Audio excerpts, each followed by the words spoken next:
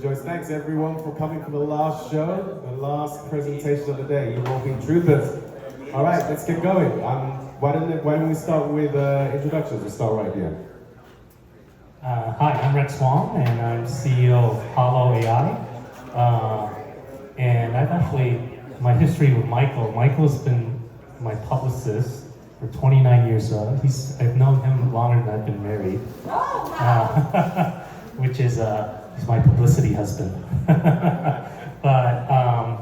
but yeah, and we've had seven startups that we went through, including a company called Applied Semantics. We created AdSense and sold that to Google. That was like 2003. We started at 97. And then a company called Dave TV, which was an online video platform. And then Quello, which was a Netflix of concerts. And here we are now. And I like to say that when we created AdSense, and it was originally a search engine, a meaning-based search engine, we basically built what will be now known as a very, very small language model back in 1997. But it was a contextual semantic search engine based on the science of the lexicology of words, right? Of how words relate to other words, and that's kind of what a language model is today. So we just didn't call it that. So, but that's my background. Awesome. So thanks again, Michael. And I know we're in between. We're in a very dangerous spot here because we're right before dinner, and I know everyone's starving. So we'll try to make this as productive as possible. My background, I come from the world of the capital markets as well as data and analytics. Been in it for about 2.5 decades now. Currently, I am the founder and CEO of SHIZA, which stands for Shared Human Intellect Zonal Agents. Michael happens to be a very, very big supporter and a very early investor into us. And these events have been absolutely phenomenal. What we do essentially is very, very relevant to this topic at hand, which is jobs. And what will LLMs do to jobs? We tend to think that LLMs are only the beginning. There's going to be post-transformer-based architectural models that are going to be coming as well. In a nutshell, our thesis is that jobs are going to be a thing of the past. They're going to be gone. So we're going to start to really, really shift. And there needs to be a paradigm shift that needs to happen in terms of our thinking. And we need to start focusing away from being labor-driven and start really thinking about post-labor economics. Where does the world go from there? Which is essentially the thesis for SHIZA, why we started that, which is post-agentic AI. What does a post-agentic world look like? And that's what we're solving for. So glad to be on this panel, and looking forward to a very fun and fruitful conversation. Hi, I'm Marlon Williams. I've been a software developer. I actually started coding in 1999, but didn't get my first official job until 2001 as a developer, and I've been coding ever since. Everything from the intersection of health information technology to telecommunications, the contact center space, to of course layer one blockchains. I co-founded the Telos blockchain along with Douglas Horn, and built BSC Starter, which was the #1 launchpad in all of crypto in 2021 by ROI.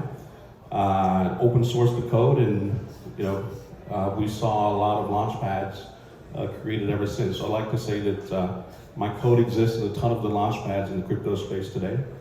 And now I'm embarking on the journey of automating digital finance for the average user. I do think that we just being a sort of like late 90s .com developer, I've had the pleasure of witnessing sort of the different trajectory that technology has gone through over the years. Everything from command line interfaces to graphical interfaces to web-based applications, and mobile apps, APIs, and I think the agentic web is that next evolution of how we interact with technology, and we're just making sure that we're at the forefront of what that means for crypto and the average user with AIQuant.fun. Thank you. Awesome, and I'm your moderator, Dele Atanda. I run a company called Metaproof.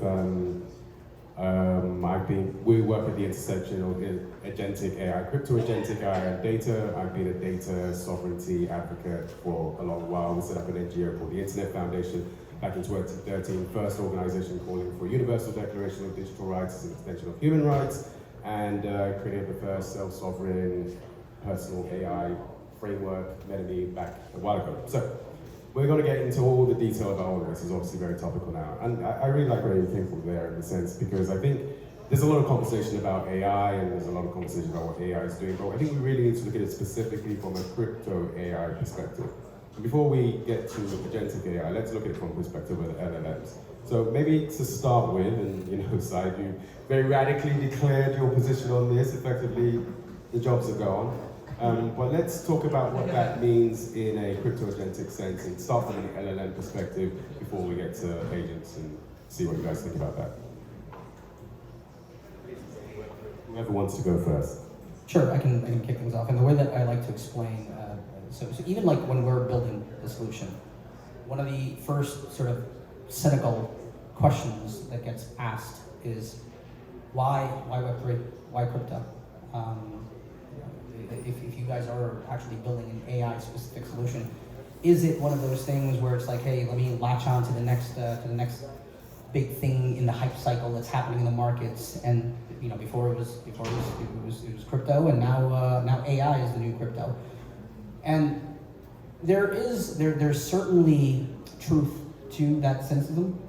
And what I like to say to people is that, look, there was another criticism that in the crypto world that people used to have of us, which is, well, oh, you guys are a solution looking for a problem, right? And my response to that now is, yeah, you're right, and AI is that problem. I agree with you about that. Hey Ken, what do you think about that? Yeah, I think that, so where we're kind of looking at AI is in the sovereign identity, because we have a twin platform. So we can create a twin in about a minute, taking a selfie, recording yourself, and basically you have a twin of yourself. We're actually getting ready to launch the consumer app this month. And one of the problems that we encountered, so I also have a different company that we manage a lot of actors, and the SAG strike was all about the actors. They were really scared of AI, and especially our own actors saying, oh man, you're the devil, you're doing this AI, you're gonna replace us. And what we did was we created a system where when they created it, it was ethical. They basically have the KYC, and we have built a registry, a blockchain registry that they register it. And once that's there, that's kind of a single source of truth. And every generation that we create, we basically log that onto the registry, right? So we watermark it, we fingerprint all the generations. And so therefore we can create this mechanism where you can create, for example, smart contracts. Like let's say, and I deal with a lot of creators and influencers. So let's say somebody hires one of these influencers, but they want the AI twin of the influencer to create social posts, let's say on YouTube, right? So how do you track that, right? And so because we are able to fingerprint it, we're also we've already verified who that person is, and we can track it. So if you say, okay, I'm gonna pay you $10 per 1,000 views and you get 1 million views, we can see exactly what that number is. And with a smart contract, we can basically track it and enforce that, whatever they're charging. And so we've been working with SAG, which has an AI day rate now, right? And they can basically charge and be paid, or they can set their own rates if they're kind of a bigger thing. And so that's kind of what we've been delving into, is the sovereign identity. And even if the actor doesn't want to be AI, we say, well, you should register it, because now that's the proof that that's your identity. And then we can go out there and scan all the online and social platforms. And because we can see, does it have a fingerprint or not? And as long as you use this as your single source of truth, then you know that everything that doesn't have that fingerprint and that watermark is not generated by your official AI. Right? That's a great point. So, I mean, the key value proposition, traceability, verifiability, which provenance. Provenance, yes. Kind of different perspectives on the same problem, effectively, that blockchain specifically can address with AI. In what industries are you seeing that being particularly relevant for? Okay. Well, I think technology has a very interesting way to sort of meet us where we are in terms of just resources that are available, the innovation that's happening within that era. Meaning, when command line was the main interface to interact with applications, we had physical limitations in devices, in hardware, in software, and that was the best we could do at that time. You sort of like move forward, and the same concept holds true. As Moore's law continued to prove that we would excel in computing resources every couple of years, that brought us a lot more capability within software, so we could create software that was heavier, but also leveraged the computing power that was available to us. And it's no different today with AI agents. This is the moment where LLMs and the agentic web could become possible. The proliferation of just hardware resources with the NVIDIA GPU and now TPU chips coming out that sort of ushered in this new era. This is the time for us to redefine what it's like to interact with software. And so naturally, the crypto and blockchain space has to be a beneficiary of that. As a matter of fact, I think this new age of the agentic web is what's going to usher in more mass adoption. We have the regulatory support. Now we have no excuses but to build these amazing interactions, these amazing interfaces, amazing ideas for the blockchain and crypto community. So that's the way I see it. I think this is the right time to be building applications on blockchain, and crypto and AI is literally just a perfect match because it solves wallet problems. I mean, how many of you have had to fight with MetaMask? You could barely interact with a mobile application because it needs to launch a MetaMask as a separate. The UX is completely horrible. And that's where I see the agentic functionality that we have today coming in and sort of helping us address those issues. Yeah, it's funny. I hear you completely, and I feel like crypto, blockchain, since inception, right, has always had to have this fight about use case, problem looking for a solution. And I feel like actually with agentic AI, that is over. You don't actually have to argue anymore. It's kind of a natural progression. Agents and provenance and traceability and auditability is an immediate benefit that blockchain can bring to AI. But when it comes to agency, by definition, you need decentralized systems. Agents need decentralization to have agency. That's what agency means, right?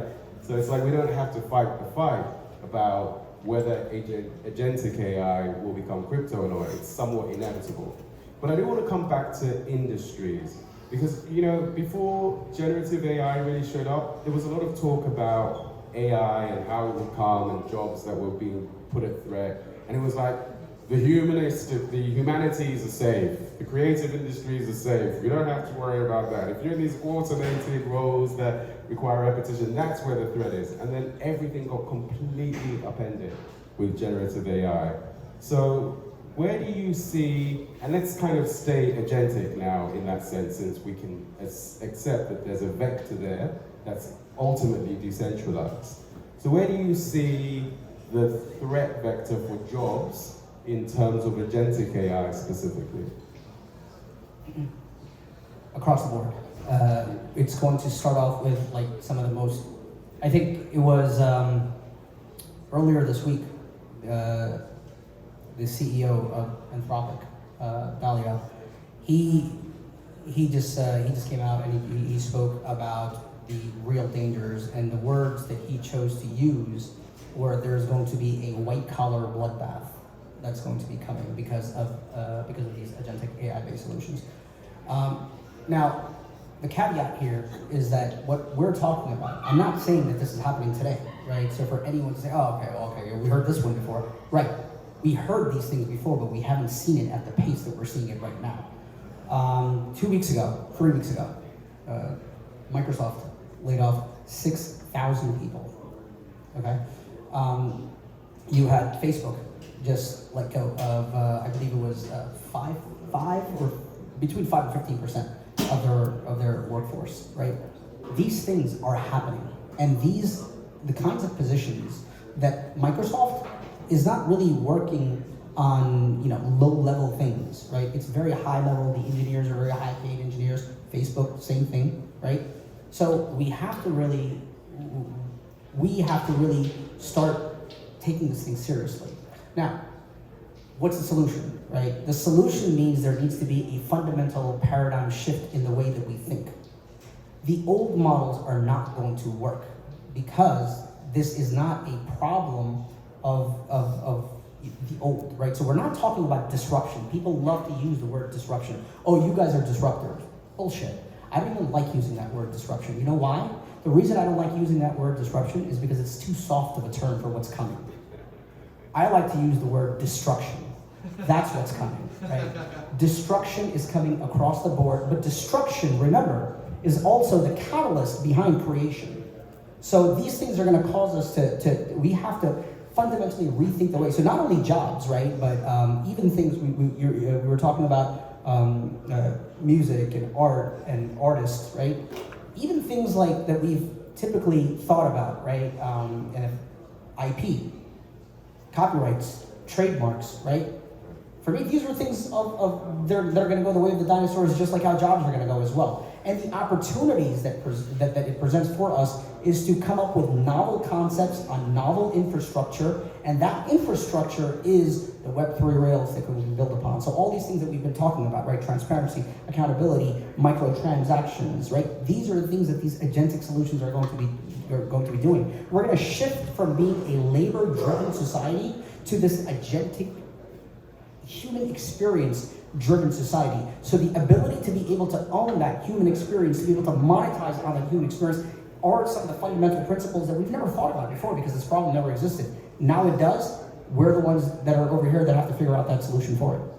Okay, I'd like to see you want to jump in there, and I'd love to hear, with all your experience with creatives, particularly in Twins, where you see that going. Yeah, and Twins Creative is just one of the industries that we touch. We're actually making a lot of headway right now in travel and hospitality. In fact, if you were on the conference floor, we had 2 robots on the floor with our AI twin. One was giving you a guided conference, right? Partner Robotics there, and they do the robots, we were the twin. The second one was for Tickets for Vegas. It was a ticket concierge, right? And it allowed you to book tickets, and this was through a robot form. But in that industry right now, as an example, one of our customers is Wyndham Hotels. And in August, we're launching an AI travel agent. And just to give you an idea, Wyndham has 3,000 call agents right now, and they spend about $100 million on that a year. And we are basically getting ready to replace, not all of them at the same time, and the savings will be $70 million, 70%. It will go down from 100 million to 30 million. And for a public company that makes $200 million, $70 million more to your bottom line is very interesting. So, but what it really does is, going back to the creatives, is you lose one opportunity, another opportunity will present itself. Like when the calculator was created, everybody was going like, oh my God, everybody's gonna cheat on tests and everything. And now calculators are integrated into the curriculum. In fact, you have to buy a scientific calculator in college, right? And so you'll adapt and there'll be new opportunities. And so going back to the creative and that example of the creative is, we believe that by being able to register and track your identity and now license it, the premise is that now you can make money while you sleep because your AI twin could be out there making money for you in new opportunities that you didn't even think of, right? And so one door closes and one door opens, and the people that are going to get ahead of that wave are going to be the winners, right? And that's why, like, for example, you go to ChatGPT, everybody can go to ChatGPT and enter in the prompt. Like in Google, we used to call it using the box. And 99% would just use the box. And there will be that 1% that understands how to use Google, uses the advanced search, uses Boolean searches and etc. And they'll be able to get a lot more out of Google, but 99% of people won't do that. ChatGPT is the same thing. Most people would just enter into the box. But if you are an expert at prompting, right, or even multi-prompting and understanding how that flows, right, a prompt engineer right now is making, I think, $300,000, right? And so there's a new demand for this new type of engineer that's a prompt engineer. This will be the same with coding. It's like coding will need to be supervised, right? And there will be architecture and frameworks, and vibe coding right now, I would say, is the equivalent of a very junior coder, right? And you can have a lot of junior coders, but they won't know how it all comes together, right? And so you still need that supervisory role and that creative role of what are we building, what are we creating? And I think that's where it's going. So Marian, you're a developer, you're a builder, and I'd like to kind of question this a little bit, right? Because the exponential curve of all of this is really interesting. Your site gave us a great example how Microsoft is laying off all these employees. It'd be great to get detail on who those are. But programmers, I work with a lot of programmers, particularly a lot of student programmers, and I just feel sorry for them because it's like they're just not aware of the world that's coming. Sam Altman said earlier this year that ChatGPT 4 was that they have an internal version that is the 50th top best competitive programmer, and that by the end of this year they anticipate they will be #1. So Rex's point that yes, that these agents need supervision, is that really real though, and for how long? How long will they actually need supervision? When you get agents that become the best programmers and are available at scale this year, on trajectory, by the end of this year, is programming by humans dead on one hand, or is it that everyone's a programmer now? Because the language of programming is effectively just English, and that everyone can write code. So is there a new abundance that comes from this, or is it dystopic? It's a great question. It's Marlin, by the way. But I think the term white collar is the proper term, because anything that it's an administrative task, repetitive. I mean, those are the most obvious sort of areas to disrupt with the agentic era that we're in. In regards to coding, and I actually just started testing a few coding agents, like Claude Code just came out maybe a week or so ago. GitHub had Copilot for a while. And there are a few sort of coding agents, and it's like customer service. I think coding was one of the first areas that a lot of these manufacturers and developers of LLMs try to address, but it's not quite there yet. Now, from my personal experience, our job consists of literally sitting down, reviewing software requirements, business requirements, translating that into code, and unit testing, making sure everything works as designed, rinsing and repeat all over again, right? So there's a bug, you gotta sort of like rinse and repeat and go through the whole cycle again. That's sort of like a monotonous task. It's something that AI can do quite effectively. So however, to Rex's point, I do think that the models today are very basic.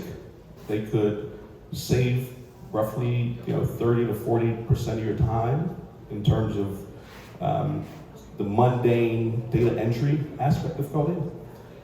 But the review, the logic, tying everything into a bigger picture, and how it interacts, knowing how it interacts with other information systems, because coding doesn't stand on its own. I mean, it's dependent on external systems as well, that these models just can't really grasp how it all fits together. But it is a great experiment that I think is going to continue to get better over time. And again, to both of my co-panelists' point here, we just have to adapt to what's here. Again, just like we have before, we're going into a society where it was people versus people, like a PvP kind of thing. But in the future, it's people with agents. That's who we're going to be competing It's like they say you won't lose your job to an agent, but you'll probably lose it to someone who's using an AI or using an agent. I think that's a bullshit quote by Mark Cuban, by the way. Yeah. I don't think that's gonna be. I still think that's the perfect mic drop and. I hear you. I do want to ask one last question and very quick answers from everyone around the floor. I'd be remiss, I got my orange glasses on because it's BTC and I'm becoming more of a maxi. The more time I spend in crypto, a Bitcoin maxi. But I have to say, the elephant in the room at BTC 2025 was the elephant that was missing from the room. Which you go to any crypto conference, it's here, it's all been AI. And yet it hasn't been here at BTC. Why is that? What do you think about that? Very quickly, because I know we're running out of time, in terms of, do you think 2026 we're going to see a much bigger explosion of AI on the scene here in BTC Vegas? Or do you think that we are still going to have this split? It's just all going to be an EVM world? So yeah, BTC, if you look at the way that the BTC space has adopted technology, I mean, it's completely slow. It's no difference.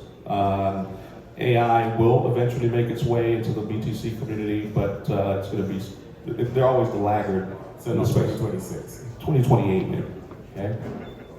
So I can make a general comment on where BTC, BTC Vegas and where overall AI, the impact is going to be. Every single day, the kinds of shifts that we're seeing, we're witnessing an acceleration. We just don't realize it because we're in the spaceship. But anyone from the outside looking in, the reality is we're witnessing that acceleration, and that's happening not on a daily basis, it's happening on an hourly basis. And I think that in a few years, you won't even ask, is it an AI company or is it not AI company? AI is just going to be everywhere, and it's going to be ingrained. And so really, it's not a question of when is it going to take over. It's already here. Just it's a matter of, are you saying it's AI or not? Because everybody's using it, everybody's incorporating it. It's just a natural part of it, right? And that's what. All right, there you have it. Thank you, everyone. Thank you. And my answer is, it will be, is it an efficiently run company or not? And if it's not using AI, the answer is, it's not. Well, the one-man unicorn government is that says. I love the one-man unicorn. So is it an efficient protocol? And if it's run by AI, if it's not run by AI, then it's not an efficient protocol effectively. Probably. And with that, I would like to bring Michael, would you like to come up and close us out? Stretching here. Long day. Take this. Thank you guys. So, do you want to go over to the fountain and have a picture taken for your panel? That would be fabulous. Thank you for everybody Thank you. who hung out for the last panels. Again, we're gonna fire the clock person now. It's just we're still kind of running late from the long lunch. Joyce was like, "How did we run late?" Well, no, we started an hour and a half. When I late. said basically it was we started late because Vegas, and then nobody wanted to say no to the head of the IRS. I Don't love him. poke the bear. I've gotten so many compliments that we let him go late, so they Oh, were I know. super cool with it. He was the most packed panel for sure. The most packed. Everybody was like, "Oh my Yeah. God, I want more of that." So we're starting late, so we'll be ending late. So we're definitely extending the party, which I don't think I ever thought it was going to end at 11. But we always say this, that people don't show up at 10:59. And is Miss Joyce here to give us some details on dinner? I smell curry is all I have to say. My Now, mouth is watering. I know that I think we have to clear